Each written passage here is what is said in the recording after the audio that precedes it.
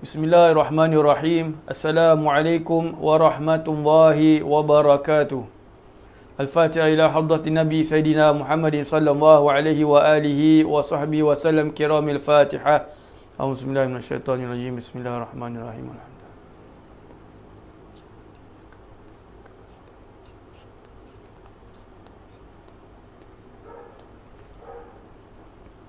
Bismillahirrahmanirrahim.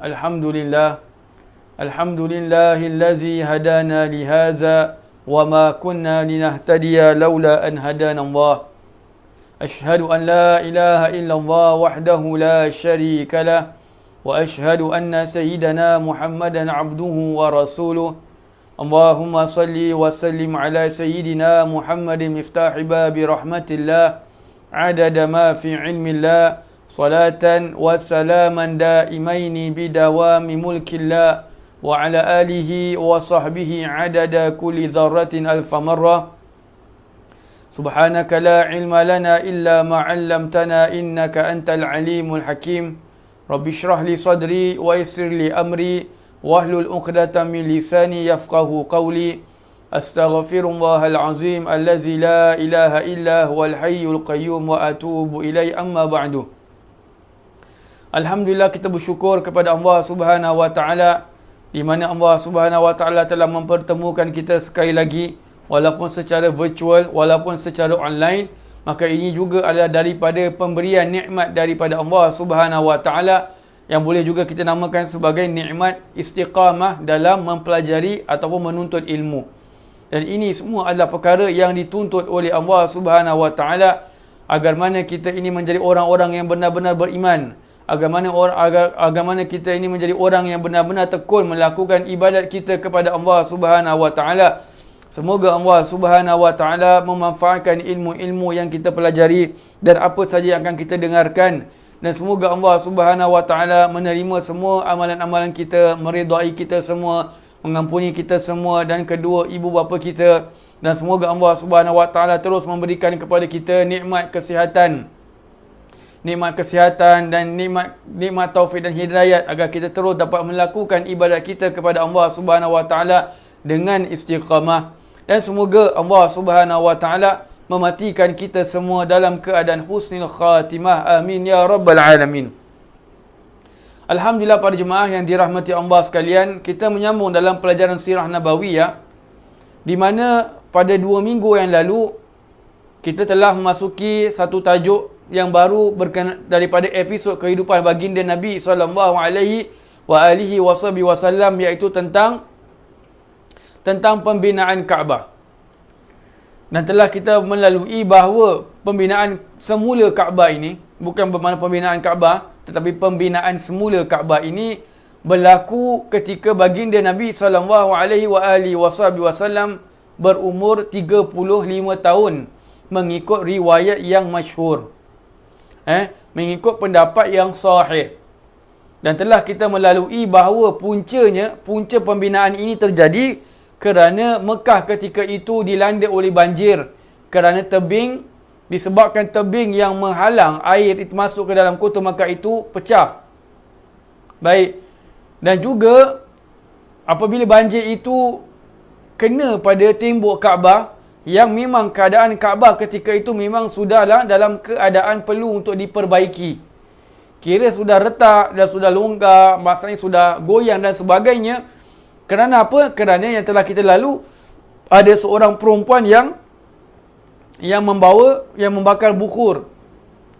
Kemudian dia membakar bukur, hal keadaan dia tersilap, mungkin dia kurang tahu, kurang faham, akhirnya mengakibatkan tembok Kaabah itu sebagainya itu terbakar, yang mengakibatkan bangunan Kaabah itu foundation Kaabah itu tak stable lagi. Jadi apabila banjir itu datang, maka dia itu membuatkan lagi lah Kaabah itu menjadi goyang, menjadi tidak stable. Baik, itu tentang apa yang kita lalu pada 2 minggu yang lalu. Jadi malam ni kita sambung pada tajuk yang sama juga, tentang sedikit sebanyak tentang Kaabah. Awal sekali pada zaman Nabi Ibrahim AS, Kaabah itu tingginya 9 hasta. pada zaman Nabi Ibrahim alaihissalam, ketika Nabi Ibrahim, Allah Subhanahu Wa Taala perintahkan baginda Nabi Ibrahim alaihissalam untuk membina Kaabah. Kaabah itu ketika itu tingginya 9 hasta. 9 hasta ni lebih kurang dalam 45 cm. More or less lah. Lebih kurang. Lebih kurang 45 cm. Dan Kaabah punya foundation yang pertama, kira pembinaan Kaabah pada zaman Nabi Ibrahim alaihissalam pada zaman dahulu, ia tidak mempunyai atap. Jadi dia sebagai luaran saja. Kaabah itu luaran saja dan dia tidak mempunyai atap. Dan di dalam Kaabah itu terdapat sebuah perigi. Dalam Kaabah tu dia ada perigi. Subhanallah. Baik. Nanti kita akan lalu kenapa apa dia punya link, hubungan cerita yang apa yang ingin saya kongsikan ni dengan pembinaan Kaabah pada zaman hidup baginda Nabi SAW ketika baginda berumur 35 tahun. Baik. Dan adalah masyarakat ketika itu, bermakna masyarakat yakni umat setelah zamannya Nabi Ibrahim alaihissalam. Jadi orang-orang zaman dahulu, setelah zaman Nabi Ibrahim AS, mereka ini sangat menghormati Kaabah. Sangat menjaga Kaabah. Mereka tahu keagungan Kaabah kerana mereka tahu bahawa yang membina itu adalah dua hamba Allah yang mulia. Nabi Ibrahim AS dan anaknya Nabi Ismail AS. Subhanallah. Jadi mereka tahu bermakna ni Kaabah ni bukan sembarang bangunan. Maka kerana mereka sayang kepada Kaabah, masyarakat setelah itu, kerana sayangnya mereka pada Kaabah, mereka meletakkan sebahagian daripada benda-benda berharga di dalam perigi yang terdapat di dalam Kaabah tersebut. Sayang mereka ni terhadap Kaabah ni, mereka memberikan sebahagian harta mereka, sebahagian benda-benda yang berharga yang mereka ada, mereka letakkan di dalam perigi yang terdapat di dalam Kaabah tu.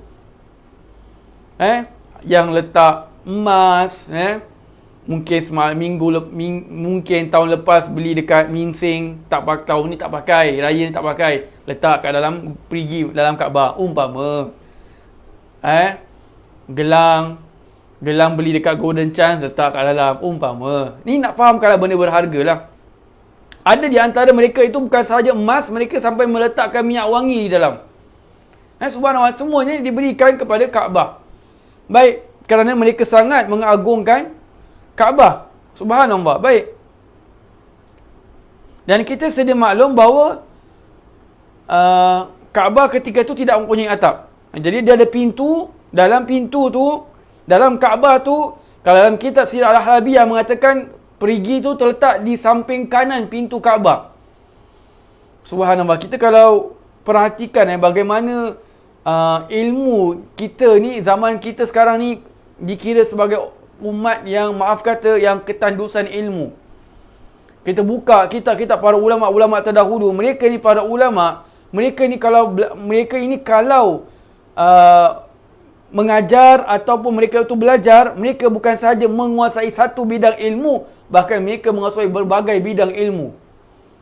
Kalau kita kata imam tu, syekh tu, zaman dahulu dia itu mahir bahagian tasawuf, tak, tapi sebenarnya dia mahir bahagian ilmu-ilmu yang lain. Kita tengok Al-Imam Al-Ghazali rahimahullah ta'ala. Imam Ghazali, kita ketahui beliau sebagai ulama tasawuf. Karangan beliau yang terbesar adalah kitab Ihya Ulumuddin. Subhanallah. Walaupun Imam Ghazali itu known as orang sufi, orang ahli tasawuf, tapi beliau juga ada mengarang beberapa kitab-kitab fikih. Kitab-kitab fikih itu yang kita ni susah nak faham, yang perlu diringkaskan, perlu diolah bahasanya itu supaya umat-umat setelah zaman Imam Ghazali dapat memahami konten dalam kitab dia. Kitab Al-Basri, kitab Al-Wajiz. Dan bukan fikir sahaja, Imam Ghazali rahimahullah ta'ala ada karang kitab berkenaan dengan usuluddin. Ada karang kitab berkenaan dengan falsafah. Subhanallah. Apa yang saya nak sebutkan, apa kena mana yang sirah ni dengan ulama-ulama terdahulu ni, nak bilang ulama dahulu punya detail sampai bilang perigi tu masuk pintu Kaabah zaman dahulu belok kanan. So far kita tak pernah berjumpa orang describe macam gitu. Subhanallah. Ustaz, agaknya dini pengarang tu angan-angan tak. Dia cuma gambarkan saja, tapi tak betul tak tidak, wallahu alam. Kalau kita nak fikir macam gitu, kalau kita asyik nak fikir entah betul atau tidak, bermakna sampai bila-bila pun kita tidak akan dapat mempelajari ilmu. Percayalah cakap saya. Bukan saya nak cakap apa, kalau kita setiap kali ilmu yang datang pada kita asyik tanda soal sahaja. Kalau benda tu tak datangkan apa-apa mudarat, kenapa kita nak persoalkan? Maksud saya apa? Okeylah, kalau let's say pun dongeng, kalau let's say pun cerita palsu, apa dia punya mudarat kat kita? Naikkan iman kita? Tak. Ganggu iman kita? Tak. Kemudian kita jadikan satu isu, oh ni betul ke tidak, mana dapat source ni, hadisnya mana, dalilnya mana.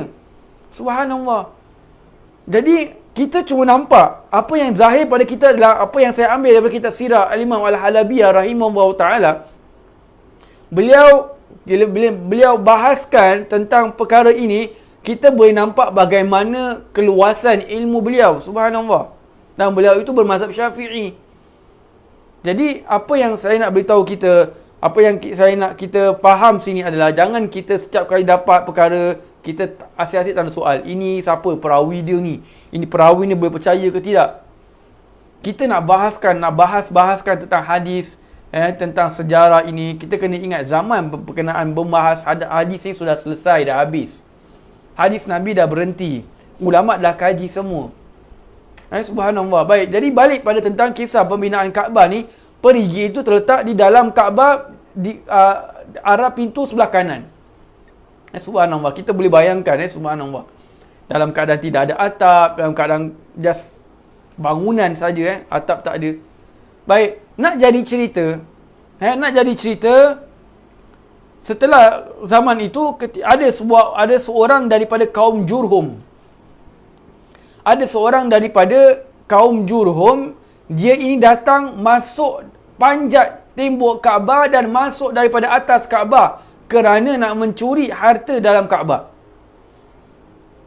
Kerana dia nak mencuri harta yang berada di dalam telaga tu.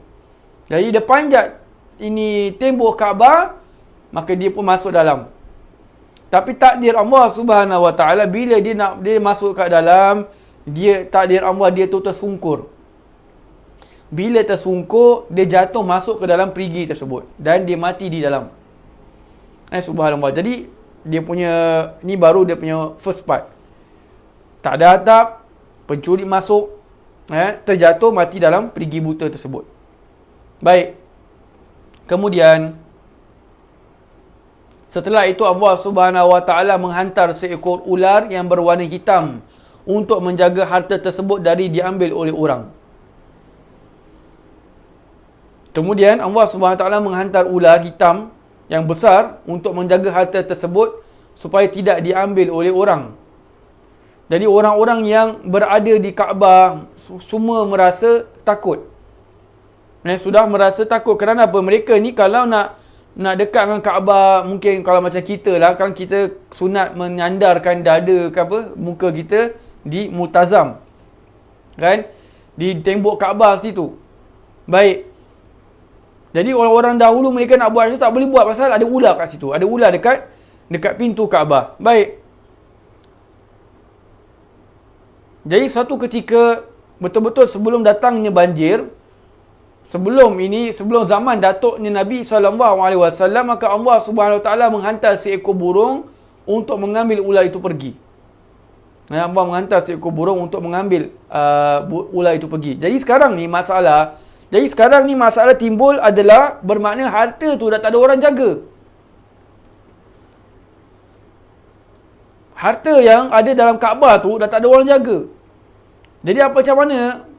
Jadi mereka tetap, walaupun mereka tahu tentang kisah orang yang mencuri, ada berbagai riwayat lah sebenarnya. Saya beritahu ni tentang orang Jurhum atau orang yang mencuri harta tu. Ada yang mengatakan peristiwa itu berlaku 2 kali. Ada yang mengatakan peristiwa itu hanya berlaku sekali dan mereka tetap, orang yang mencuri itu tetap dapat ditangkap dan dipotong tangannya. Ada yang kata dia tidak mati di dalam, dia dapat keluar, kemudian dia meletakkan harta itu di rumah orang lain dan orang itu yang dipotong tangannya. Kerana evident kan, rumah barang tu kat rumah dia lah. Baik, ala kulli hal, itu cuma apa yang ditulis dalam kitab Sirah Al-Habiyah. Macam-macam lah, saya tak perlu nak jelaskan secara detail dia punya kisahnya itu. Cuma apa yang nak cakap sini adalah, apabila banjir tu, sekarang balik pada tentang banjir itu. Jadi bila banjir itu datang, maka orang-orang Quraisy bila sudah nampak Kaabah tu makin tak stable foundation dia, maka mereka pun merasakan bahawa patut untuk kita meruntuhkan Kaabah dan memperbaiki bangunannya lebih tinggi daripada kadar biasa.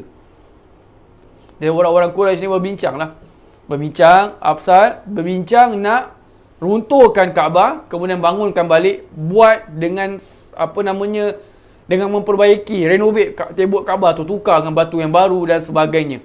Jadi dia punya foundation tu kuat. Baik. Maka orang-orang Quraisy pun bersetuju. Bersetuju apa? Setuju untuk naikkan Kaabah itu lebih tinggi daripada kadar biasa sampai kepada 18 hasta. Yang tadi itu kita dengar 9 hasta. Ini mereka nak naikkan kepada 18 hasta. Subhanallah. Jadi bermakna nak lagi tinggi. Dan itu dia punya perkara baru yang mereka nak buat. Upgrading lah. Yang kedua, mereka nak naikkan pintu Kaabah. Jadi orang yang nak memasuki Kaabah perlu masuk dengan menggunakan tangga. Kalau orang yang nak masuk Kaabah, maka dia memerlukan tangga untuk dia dapat masuk ke dalam Kaabah. Yang ketiga, mereka nak ubah suai rupa Kaabah itu dengan meletakkan atap di atas Kaabah. Jadi 3 mereka nak buat. Tinggikan Kaabah 18 hasta. Yang kedua, mereka nak naikkan pintu sedikit. Kalau orang nak masuk, perlukan tangga. Dan yang ketiga adalah untuk meletakkan atap. Ini semua, kalau batu tinggikan itu dah memang untuk kuatkan foundation dia. Dan semuanya ini supaya untuk menghalang orang-orang mencuri harta-harta yang berada dalam Kaabah. Untuk menghalang, untuk tidak membuatkan orang-orang yang nak mencuri tidak berhasil. Tak boleh nak curi. Tak boleh nak korek balik mana aku punya mingsing kemarin tahun lepas, mana aku punya itu golden chance, mana aku punya iPhone semua tak ada lagi. Tak boleh nak masuk dalam, melainkan dengan tangga. Jadi kalau sudah pakai tangga, mana obviously orang kan nampak. Bukan, Kaabah tu bukan macam zaman kita. Kaabah tu zaman dahulu, rumah-rumah tu kat depan-depan je. Rumah-rumah orang-orang Quraisy depan-depan Kaabah saja. Mungkin jalan 50 meter dah sampai, mungkin jalan 10 meter, 20 meter dah sampai depan Kaabah. Subhanallah, taklah sebesar macam kita sekarang. Baik. Jadi kalau kita lihat berlandaskan dia punya info ni, apa yang dalam kitab Sirah Al-Habiyah ini, benda ni seolah-olah berkekalan sampai zaman kita sekarang. Kaabah tu, pintu Kaabah tu ditinggikan. Kalau nak masuk dalam Kaabah perlukan tangga. Sampai sekarang lah. Sampai sekarang. Subhanallah. Baik. Jadi mereka, orang-orang Quraisy ini, mereka bersepakat untuk mengumpulkan batu dari tiap-tiap kabilah dan hendaklah digunakan dari harta yang baik dan halal. Jadi orang-orang Quraisy ni bersepakat bahawa mereka nak tiap-tiap kabilah dalam Quraisy, dalam bangsa Quraisy itu, mereka mestilah contribute untuk membawakan batu membina Kaabah. Tiap-tiap kabilah mesti kumpulkan batu. Baik. Dan hendaklah batu itu digunakan daripada harta yang baik dan halal. Harta-harta yang nak digunakan membeli batu ataupun digunakan untuk membuat batu dan sebagainya, pastikan harta itu harta yang baik dan harta yang halal. Apa maksud harta yang baik dan harta yang halal? Yang pertama bermakna bukan daripada hasil riba. Riba, zaman dahulu sudah ada riba. Itu yang Allah turunkan ayat wa halallahu al-bai'a wa harrama riba, dan telah Allah menghalalkan jual beli dan mengharamkan riba. Subhanallah. Jadi riba zaman dahulu tu bermakna orang utang $10 bayar balik mesti ada bunga. Itu mesti ada bunga, $20 mesti letak. Contoh. Jadi riba tu mereka sudah berleluasa. Baik. Jadi harta yang baik dan yang halal itu, yang pertama dia bukan daripada hasil riba. Yang kedua bukan daripada hasil pelacuran. Na'udzubillah. Bukan daripada hasil pelacuran. Zaman dahulu sudah ada ni. Yang ketiga bukan daripada hasil perjudian.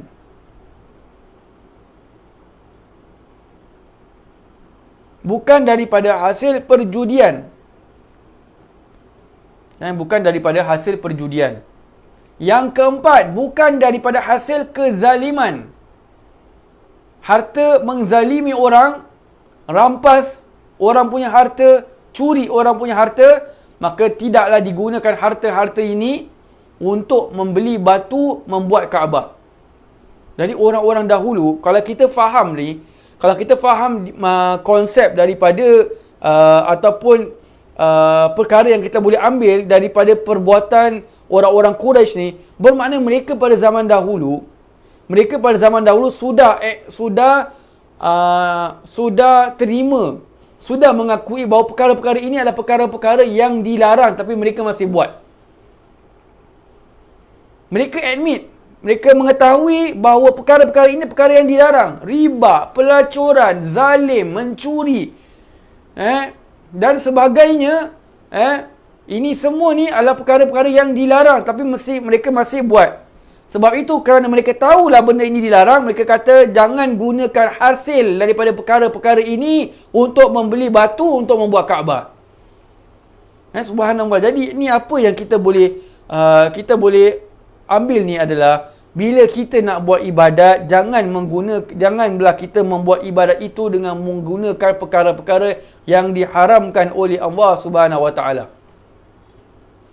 Contoh, kita nak pergi umrah.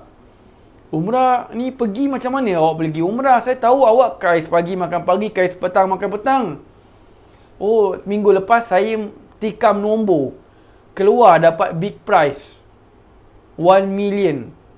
Jadi saya rasa 1 million ni daripada saya simpan, baik saya pakai buat pergi umrah, buat pergi haji, kan lagi bagus. Allah dah kasih rezeki. Ini bukan rezeki, ini namanya haram. Jangan pula pergi umrah, pula pakai duit menang judi, nombor ekor, nombor kuda semua menang, bawa duit tu pergi haji. Jangan menggunakan duit, jangan melakukan ibadat dengan menggunakan duit yang haram, ataupun duit yang mengandungi subahat. Duit yang mengandungi subahat. Subahat, benda yang kita tahu, benda ni kat mana dapat? Oh, saya ni kerja sebagai bawa truk, bawa lori. Lori apa? Lori Tiger Beer. Baguslah tu. Bermakna tu ada syubhat. Nabi kata orang yang meminum arak, yang membawa arak, yang mencatit arak, dan berapa golongan-golongan, semua itu dilaknat oleh Allah Subhanahu Wa Taala. Jadi bila kita nak melakukan ibadat, jangan campurkan ibadat kita dengan perkara-perkara yang haram. Kita nak buat ibadat, kalau kita nak semayang, contoh laki-laki, jangan kita semayang tapi dalam masa yang sama kita sedang pakai rantai emas ataupun gelang emas, cincin emas. Lelaki tak boleh, hukumnya adalah haram. Hukumnya adalah haram. Jangan kita semayang pakai kain baju batik. Maaf kata, ada sebahagian baju batik dia telah ditenun dengan kain sutera. Subhanallah, kalau kain suteranya itu bawah daripada 50% of dia punya material baju tersebut, maka itu tak mengapa. Cuma the best untuk avoid langsung. Kita pula sembah Allah, sembahyang depan Allah, dalam masa yang sama kita lawan Allah Subhanahu Wa Taala. Subhanallah. Jadi jangan kita buat ibadat sambil maksiat dengan Allah. Contoh konsert amal, panggil ustaz tu, panggil ustaz ni, dalam masa yang sama juga ada nyanyi. Jadi kita jangan campurkan ibadat kita, dengan maksiat. Jangan juga bila kita melakukan ibadat, jangan dalam masa kita melakukan ibadat itu kita melakukan maksiat. Pun sama juga. Jadi dia banyak dia punya cabang. Yang pertama, kita jangan melakukan ibadat menggunakan harta yang haram. Itu obvious. Harta curian, harta rampas, harta zalim orang. Harta menzalimi orang dan sebagainya. Kita gunakan duit harta judian. Kita gunakan harta-harta tu untuk melakukan ibadat. Buat pula rumah anak yatim. Pakai duit apa? Duit toto. Ni namanya buang tebiat. Ni namanya buang tebiat. Itu yang pertama. Yang kedua, jangan kita menghadap Allah dengan keadaan kita sedang bermaksiat. Macam tadi, laki-laki memakai emas atau memakai pakaian sutera dan sebagainya. Begitu juga yang perempuan memakai telekong bukan milik dia. Nampak Mak Haji tu pakai cantik pula kain telekong daripada sutera. Mak Haji tu beli kat Jakarta. Kita pula senyap-senyap buat alihkan pandangannya ke bas telekong dia. Contoh. Bukan orang sini lah. Maybe kat Afrika beli telekong. Dia pergi Jakarta jauh sikit. Jadi, itu menghadap Allah dengan menggunakan yang haram. Pergi masjid, nak pergi sembahyang Jumaat. Lepas sembahyang Jumaat, kebas selipar orang. Kalau tak tahu, tak sengaja, tak apa. Dah tahu tak sengaja, silalah pulangkan kat masjid balik. Ini dah kebas, dah nampak, alamak cantik. Kebas hilang terus. Yang laki-laki ataupun yang perempuan datang sembahyang Jumaat, ingat. Kita datang nak ibadat kepada Allah, bukan untuk kita melakukan maksiat. Kalau pergi masjid, kita tersalah ambil selipar dah sampai rumah, sempatkan masa untuk hantar kembali selipar tersebut. Ni saya cakap ni pasal kena batang hidung sendirilah. Baru beli selipar 2 hari lepas, datang masjid, keluar masjid, hilang. Saya pun sangka baik, insya-Allah nanti datang baliklah. Rupanya hilang selama-lamanya. Kena beli lagi. Subhanallah. Apa yang saya nak beritahu ni bukan pasal masalah peribadi, tak. Cuma ini masalah boleh kita apply pada secara kehidupan kita seharian. Baik, tu yang kedua. Yang ketiga, kita jangan campurkan ibadat kita dengan maksiat. Kita sedang ibadat, kita maksiat. Macam mana tu ustaz sedang ibadat, sedang maksiat? Contohlah, kita duduk syarahan. Duduk syarahan ni, ustaz tu pula melentok lah. Alhamdulillah, pada jemaah yang dirahmati Allah, macam kata berita Pak Imam ustaz tu baca. Hari ini kita dikumpulkan oleh Allah Subhanahu Wa Taala untuk mempelajari sirah nabawiyah. Ustaz tu baru cakap 5 second, jemaah sudah sengit. Habis, gol. Yang tak boleh sengit, mulalah cerita kat belakang. Awak tahu Tipa tu dah bercerai? Bagus. Kita sedang dengar ibadat ni. Ini menuntut ilmu, mendengarkan ilmu, duduk dalam majlis ilmu, majlis zikir adalah majlis ibadat. Kita dalam majlis itu, kita boleh mengumpat orang pula. La haula wala quwata illa billahil aliyil azim. Kalau rasa tak takut boleh membawa kepada maksiat, takut boleh dalam belakang kita pula boleh cakap pasal ustaz tu lah. Ustaz ni tak buat division lah. Ustaz ni tak ada modal lah, ustaz ni penat lah, ustaz ni malas dan sebagainya. Kalau kita rasa kita boleh jadi macam gitu, harap keluar daripada majlis tersebut. Bukan untuk kita, bukan maksud saya menghalang awak untuk melakukan ibadat, tak. Daripada kita duduk dalam ibadat, kita maksiat kepada Allah, prevention is better than cure. Menjaga maksiat itu lebih baik daripada membuat taat. Jadi, kalau kita tahu kita akan buat maksiat, confirmnya kita akan ngumpat tu ustaz. Confirm lah ustaz tu baju ronyok lah, rambut melenting-lenting lah, songkok sengit lah, songkok ada brown. Tu buat ustaz punya songkok putih tu dah bertahun-tahun tak pernah tukar lah, tak pernah basuh lah. Ada macam-macam lah. Maklum kita ni bila tengok ustaz kan, macam awak tengok saya ni kan, kalau awak hayal kan, macam yang tengok, ustaz hari ni ada jerawat merah lah, ustaz hari ni macam gitulah, ustaz macam gini lah. kita akan cari orang pula. Dah cakap dalam diri kita, cari orang. Awak tengok ustaz perasan dah, ustaz macam gitu dah kita ngumpat ustaz tu. Jadi daripada kita melakukan maksiat dalam majlis ibadat, maka lebih baiklah kita beredar daripada majlis ibadat tersebut supaya menjaga diri kita daripada melakukan maksiat tersebut. Sekarang awak dah ngumpat ustaz tu, awak kena jumpa ustaz tu, minta maaf dengan awak dah ngumpat dia. Masalah berani tak nak pergi cakap? Alamak ustaz, segan lah ustaz. Saya cakap dia ustaz tu dah makin gemuk. Takkan nak cakap ustaz tu ustaz makin gemuk. Kan? Jadi, kalau kita rasa kita boleh bawa pada maksiat, tahu ni diri kita ni macam mana, masing-masing tahu diri masing-masing, maka sila beredar. Beredarlah. Supaya menjaga akhirat kita, jaga hati kita.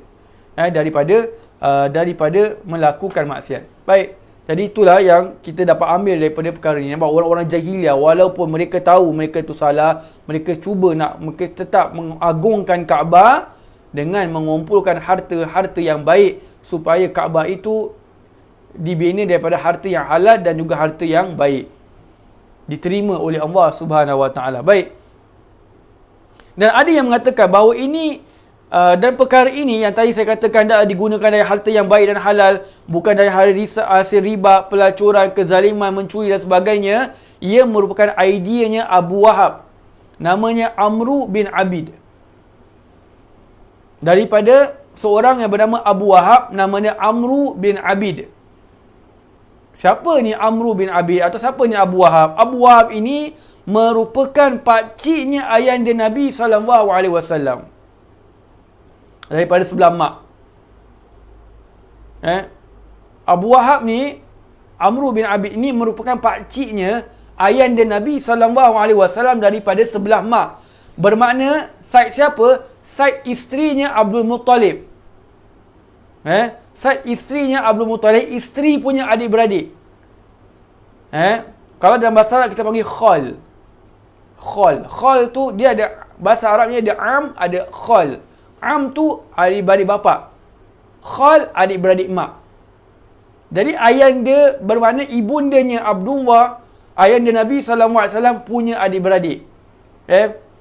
Namanya Abu Wahab Amru bin Abid. Dan beliau ni adalah orang yang mulia di sisi kaumnya. Orang pandang.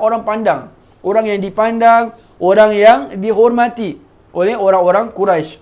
Baik. Kemudian, jadi itu adalah saranan yang dibawakan oleh Abu Wahab Amru bin Abid. Kemudian kita bawakan sebuah hadis tentang bagaimana tentang Nabi SAW mengikuti dalam pembaikan Kaabah ini. Diriwayatkan daripada Sayyidina Jabir bin Abdullah radhiyallahu anhu berkata, ketika Kaabah sedang diperbaiki, Rasulullah SAW bersama pakciknya Al-Abbas ikut mengangkat batu. Nabi SAW dalam peristiwa memperbaiki Kaabah, Nabi bukan orang yang berpeluk tubuh. Kau buat. Aku ni orang yang paling hormat. Aku ni orang yang paling baik. So aku orang paling baik, tak layak nak buat kerja-kerja macam ini. Tak ada. Rasulullah SAW itu memang kita tahu seafdal makhluk Allah Subhanahu Wa Taala. Nabi itu makhluk yang terbaik. Bukan manusia saja. Makhluk. Dia kata makhluk, ia syurga, ia neraka, ia kursi, ia arash. Nabi SAW yang terbaik. Jadi bila Nabi SAW dalam peristiwa perbaikan Kaabah, Nabi tidak berpeluk tubuh. Nabi tak ada duduk kat Kaabah, iktikaf, tak ada. Nabi turut membantu mengangkat batu bersama pakciknya Al-Abbas radhiyallahu anhum. Jadi Nabi SAW ikut mengangkat batu bersama pakciknya Al-Abbas. Ini yang kita kena ambil. Walaupun kita sebagai bapa, walaupun kita sebagai suami, walaupun kita sebagai mak, tetap apabila kalau kita dalam nampak isteri kita sedang mengemas rumah dan kita pula tengah free and easy, tak buat apa-apa, maka ringankanlah tangan untuk membantu isteri kita. Kalau kita tengok isteri tu sibuk nak tarik kerusi, nak sapu bawah kerusi, nak itu, nak ini. Kalau yang tak ada pembantu lah, maksud saya, yang tak ada helper kat rumah. Jadi kalau nampak isteri sedang sibuk macam gitu, maka suami janganlah duduk diam-diam baca surah Khabar buat tak nampak. Ini kadang-kadang ada suami, maaf kata, bukan suami sini lah. Ni suami sebelah sebelah Costa Rica, jauh sikit. Jadi ni pula suami nampak isteri bawa tak nampak, baca surat khabar dengan kopi, minum kopi. Kopi pahit mengamuk dengan isteri, kopi tawar mengamuk dengan isteri, kopi manis mengamuk dengan isteri. Apa saja tak kena. Jadi jangan. Nabi SAW bukan orang yang berpeluk tubuh. Nanti kita akan dengar nanti bila Nabi SAW dalam peristiwa membangunkan Masjid Nabawi, Nabi ikut angkat batu juga. Subhanallah, itu sifat pemimpin. Itulah sifat pemimpin. Subhanallah. Dan jadi kita boleh mencontohi akhlaknya baginda Nabi SAW. Baik.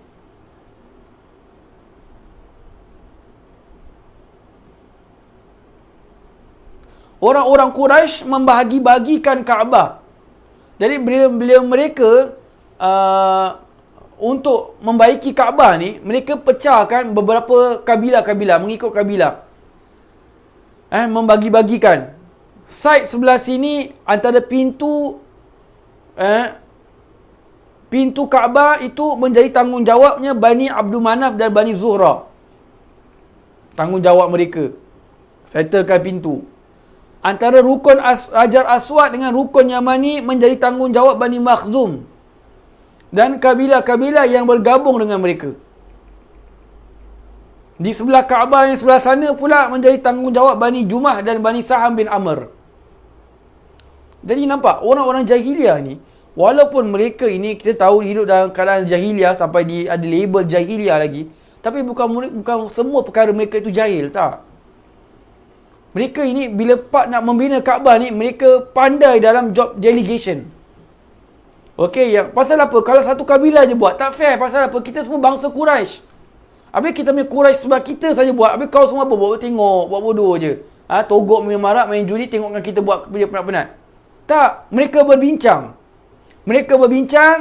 Okey, yang sebelah pintu Kaabah ini, antara pintu Kaabah ini tanggungjawab Bani Manaf dan Bani Abdul Manaf dan Bani Zuhra. Jadi Bani Abdul Manaf tu termasuklah Bani Hashim dan Bani Muttalib, di mana Nabi punya side.